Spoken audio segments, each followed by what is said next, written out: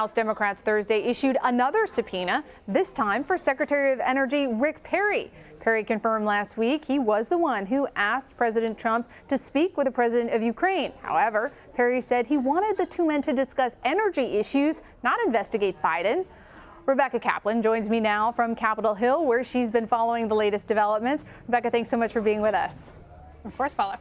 All right, how are Republican leaders who received these campaign donations from Parnas and Furman responding to these allegations today?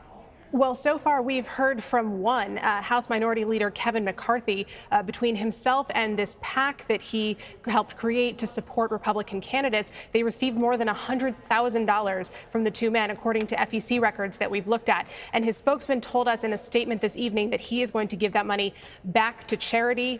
He's not going to keep it. And that's actually what we've seen from some other people as well. The pro-Trump super PAC also received hundreds of thousands of dollars from these two men, and they too said that this money is going to be secluded in a separate fund. It won't be touched until this investigation concludes. So far everyone is kind of taking a hands-off approach. Interestingly, one thing I noticed from looking through all of those records from the Federal Election Commission today, which documents all of these donations, is that a lot of the money that these two men were giving was going to Republican candidates who were in danger of losing their seats in the 2018 midterm elections. So perhaps they were trying to help them hang on and help Republicans keep a majority in the House, which, as we now know, they did not.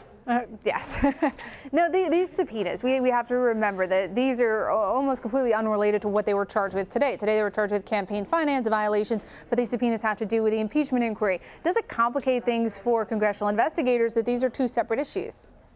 I think anytime you have someone that Congress wants to talk to who is subject to a separate investigation, it does get complicated. What are their lawyers advising them to do that is going to put them in the best position relative to a federal investigation, and how do they make that work with responsibilities to Congress? So that's one thing we're going to have to wait and see. And one thing we saw from the letter that went out to the two men today was that it asked for documents by a certain date, but it just said we want to hear from you at a later date. Clearly, there's an open question as to whether the two of them will be able to come testify before Congress anytime soon. They might be in prison, they might be on trial, and then actually they may not be able to come up here at all to testify.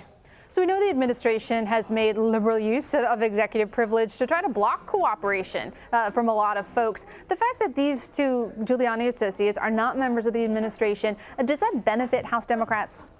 It could potentially make it easier to get them in front of Congress because they don't have an agency that's going to block them from coming here, as we saw earlier this week with the U.S. ambassador to the European Union, Gordon Sondland. The State Department said really at the umpteenth hour, just about 8 hours before he was supposed to come testify on the Hill, that he was not going to be allowed to testify. And so we've seen this with administration officials, secretaries of these departments, blocking people. This has particularly happened with the Secretary of State, Mike Pompeo. The only witness that House investigators have successfully brought in for a deposition is a former official. That was Kurt Volker, the former U.S. Special Envoy to Ukraine. So having people who are no longer controlled by the U.S. government does make it easier. That said, there were already a lot of signs that Parnas and Furman did not intend to come testify before Congress today, despite the request.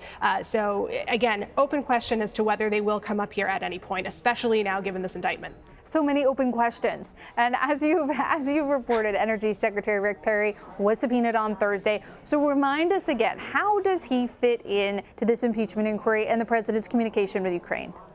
Well, his name keeps popping up. First and foremost, there were reports that at one point in the last week, President Trump said that he made the now infamous July 25th call to Ukrainian President Zelensky because Rick Perry told him to, said he wanted to talk about oil and gas issues. We saw Perry attend Zelensky's inauguration in Ukraine in place of Mike Pence, and we know from some of the evidence that has come out from House investigators that one of these behind-the-scenes negotiations was that the Ukrainians really wanted a meeting with the president, and that's why they were potentially going to say they were going to look into all these corruption issues that the president and Giuliani wanted them to look into.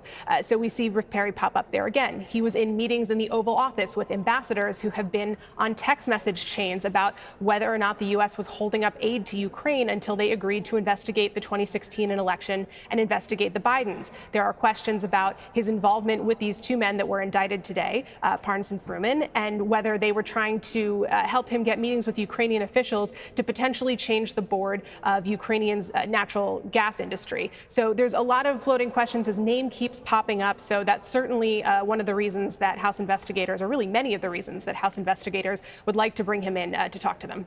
Well, speaking of folks investigators are going to talk to on Friday, they expect to be able to question the former U.S. ambassador to the Ukraine. What are they hoping to get from her? What do they want to know about her story and why she was recalled?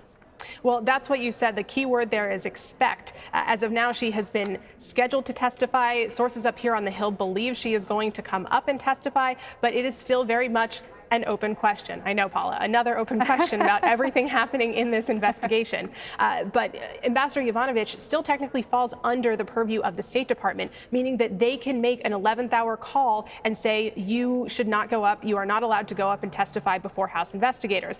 Then we wind up, that puts her in a really tough position. Does she defy the State Department with potential serious ramifications for her career and come testify anyway? Does she respond to a congressional request and come up here to testify? But she's obviously a pretty important figure in this investigation. The Trump administration recalled her from her post in May, and there seemed to be somewhat of an effort going on to spread rumors about her, saying that she was disloyal to Trump, wasn't really helping the agenda, and that's part of why they wanted her removed. So certainly when we're looking at questions of what the president and his associates were trying to get the Ukrainian government to do, if this was someone who was perceived as an uncooperative partner in this effort, House investigators are going to want to talk to her to hear what she had to hear from Ukrainian officials, the conversations she was having with U.S. officials. All of that is going to be of interest to them. All right, Rebecca Kaplan, we love all these open-ended questions because of good job security for both of us. Thank you so much for being with us.